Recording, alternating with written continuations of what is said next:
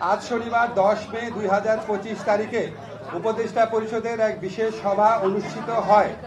সভায় আন্তর্জাতিক অপরাধ ট্রাইব্যুনাল আইনের সংশোধনী অনুমোদিত হয়েছে।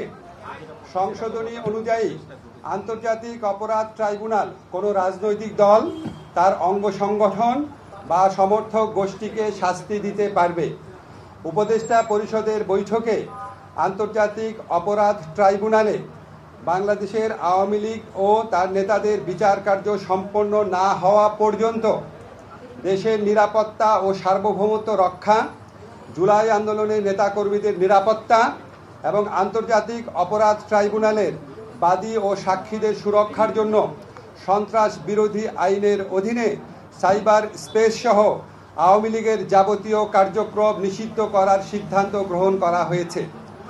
এ বিষয়ে প্রয়োজনীয় পরিপত্র পরবর্তী কর্মদিবসে জারি করা হবে। এর পাশাপাশি আজকের উপদেষ্টা পরিষদের বৈঠকে জুলাই ঘোষণাপত্র আগামী 30 কার্যদিবসের মধ্যে চূড়ান্ত করে প্রকাশ করার সিদ্ধান্ত গৃহীত হয়েছে।